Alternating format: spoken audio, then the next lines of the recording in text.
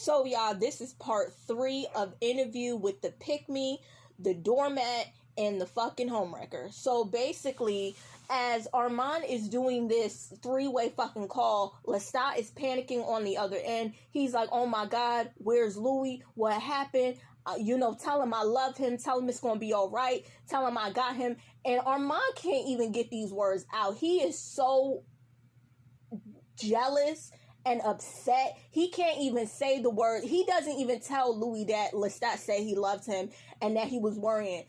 All Louis sees is that Armand is getting choked up. So Louis is under the impression of, okay, my current husband is getting upset. He's getting choked up.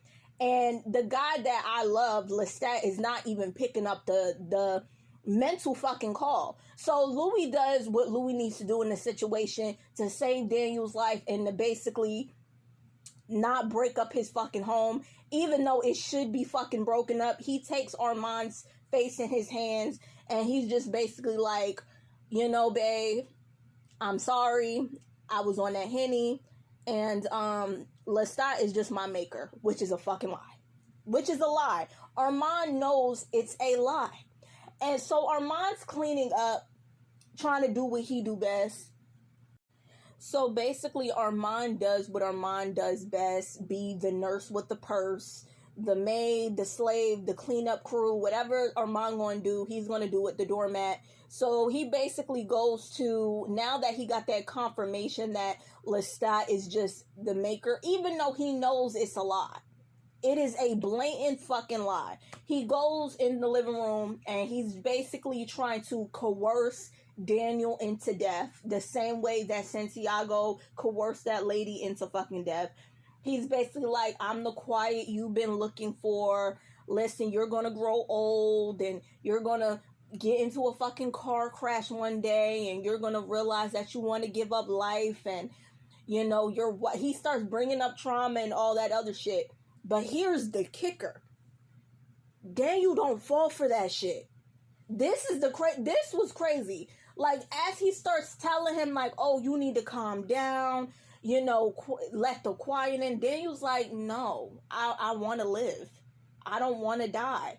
I have so much to live for. And this is coming from a drug addict, somebody who had a dark experience. He's like, no, like, I'm a human being and I want to live. And you can see Armand's like, no, baby, no, you actually do want to die. You're going to die tonight. That's just what it is. You're going to forget everything that that happened tonight, and you're going to forget all about this, and you're going to end up passing away of old age and all that shit. You're going to realize life is hard and all that other thing. And then, like, eventually it starts kind of working, and not working like Daniel like accepts his fate like the kidnap people on the stage with Santiago. He doesn't accept his fate, but he does kind of want to be held. He does want comfort, so he falls into Armand's arms. But he does want to live. He's like, I don't want to die. Like, I want to live. And this is where you see that Daniel has a strong sense of self. And this is why Daniel is one of my favorite characters on the show, because Daniel knows who he is. Daniel may be a human, but Daniel is internally the strongest person on the fucking show besides Claudia. He has the inner strength that can't be touched. So Louis burnt up, he's crippled and all type of shit. Louis comes out of his coffin to really like let it be known to Armand, because he realized that as long as Armand loves him, he has the power, so of course he's going to use that over Armand's head because he's the doormat. And he basically lets him know, you're not killing Armand. You're not killing fucking Daniel. That's it. That's over. It's over. Armand is like, is that a order matra? And he's like, yeah, Armand, Armadillo, Armanio, whatever the fuck his slave name is. He basically tells him his fucking slave name. And Armand looks broken the fuck down because he's jealous and hurt once again that Daniel is going to fucking live. So, Louis goes over to Daniel and he does the mind shake, and he puts his hand on his head, on his shoulder, and he basically tells him, you are young, you are talented. I believe in you, and you're going to go on and do great things. Now, we end up finding out that in the future, Daniel actually remembers this conversation, but he remembers it with a burnt victim, which is Louis. But he doesn't know it was Louis. So, like, because Armand completely erased himself from that night, but those words, that encouragement, Daniel ain't never forgot it. He said, I've been through a divorce. My kids hate me. I done relapsed a bunch of times, but I always held down a job.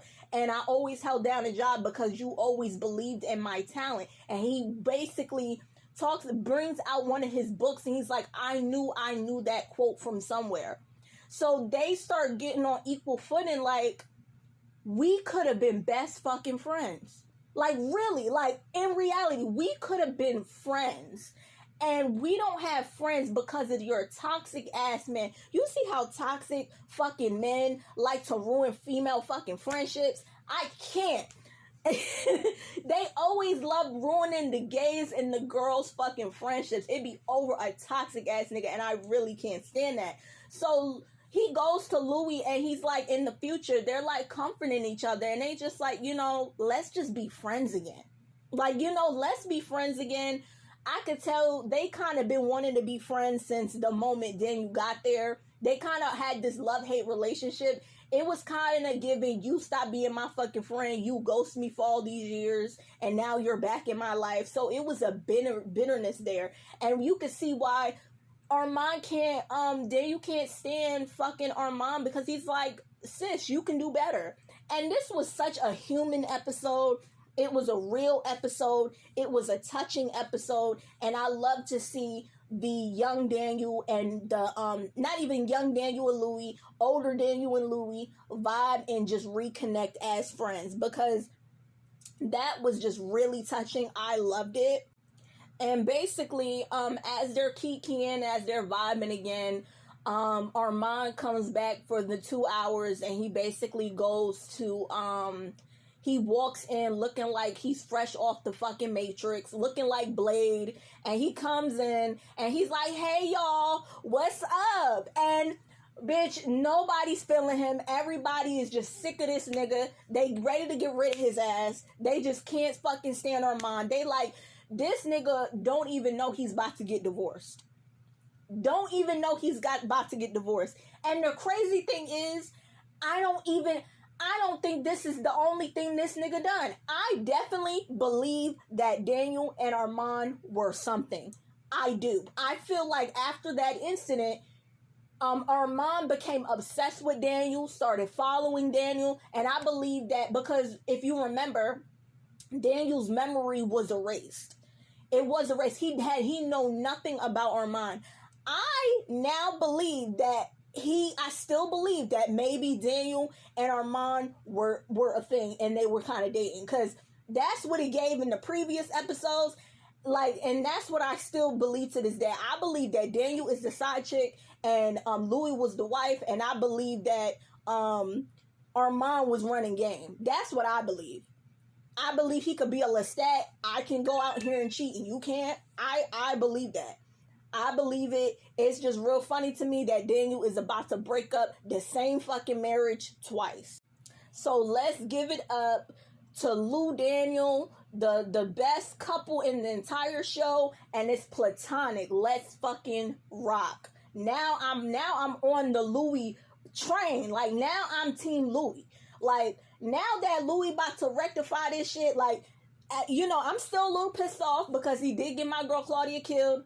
I do have to see how badly he done fucked over Claudia for me to really give him that grace.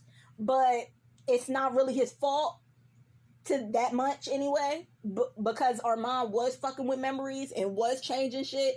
I can, relieve some of the blame from Louis. But that doesn't change the fact that you is kind of a deadbeat baby. Like, it is what it is. If you continue with wrecking Armand shit, I might like your ass again. Like, I might have to give you a 10. I might have to give you a little 10 today for this episode.